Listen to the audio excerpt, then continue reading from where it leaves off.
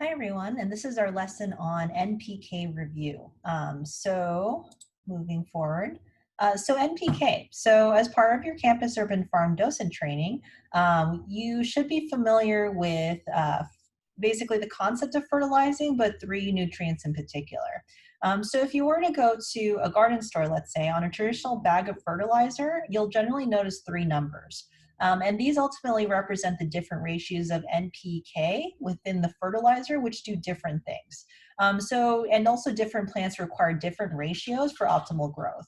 NPK stands for nitrogen, phosphorus, and potassium. And these are the three primary nutrients in fertilizers that assist with plant growth and development.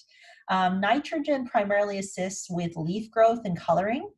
Phosphorus assists with the fruiting and flowering and root growth function of the plant, while potassium assists with the overall plant function along with root growth and stem development.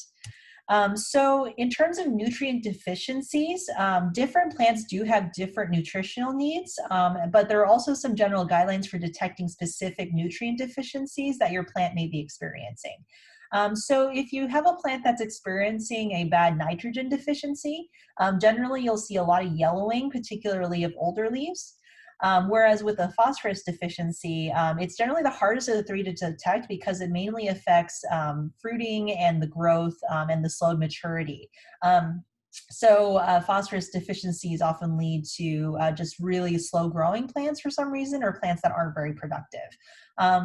For the K function, the potassium deficiencies, generally that means your plant's turning brown. It's burnt looking, or it's maybe curling at the leaf tips. It's generally not looking like a very healthy plant. So in terms of what that looks like, plants that are going through a nitrogen deficiency, again, it's starting to yellow. It's particularly of the older leaves. It shows that it's not getting the nutrients it needs to sustain continued leaf growth.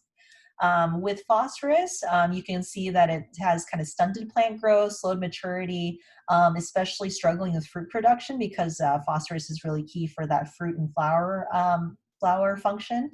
So that's how you'll generally notice that problem. And with potassium, a lot of burnt and brown looking areas, or like curling at the leaf tips, even though you're watering it sufficiently. And that's generally an indication that there's some kind of deficiency for that. In terms of eco-friendly solutions, we don't want to apply a ton of commercial, chemicals onto our plants. So there are some really eco-friendly ways for making sure you meet these deficiencies if you encounter a problem like this.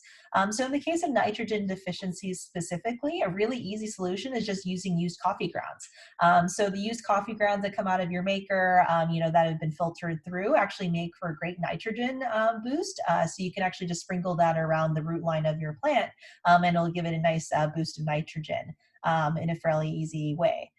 For phosphorus deficiencies, using crushed eggshells will help balance out the acid in the soil. And you can also use commercially bought bone meal. So if you go to any garden store, they should have organic bone meal, and that'll help address some of your phosphorus deficiencies.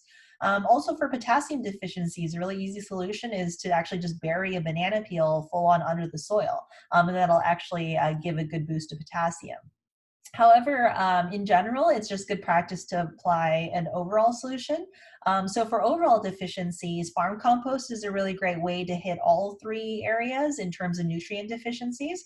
So applying that at the beginning of the season is a really great way to do that, or you can just use a general compost if you're at home.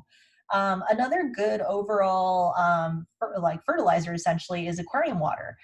So in terms of our farm setup, we do have a demonstration aquaponics system. So if you're cleaning the aquarium water out of that, that water can actually be saved and applied to the plants as just a general nutrient supplement to help essentially get your plants back up to production. Also, as previously mentioned from other lessons, we actually have the ability to make worm tea out of our worm farm. So if you take the vermicomposter and pour out the leachate and dilute it, that actually makes a really nutritious worm tea that you can apply to your plants and help address some of these nutrient deficiencies as well.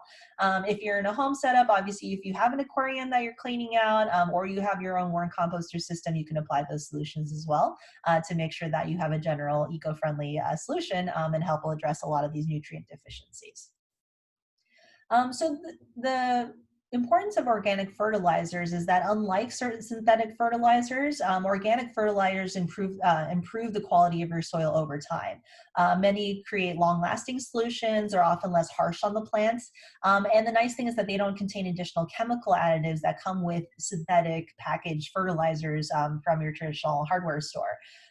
However, an important point to note about fertilizers in general, especially in the context of the farm, less is generally more. So unless you have very heavy feeders, or there's some kind of other condition going on where maybe it's like peak fruiting season and your plants really struggled hard all season to basically produce and is running out of nutrients, or you have a very hungry root feeder, that a plant just tends to exceed its environment in that capacity.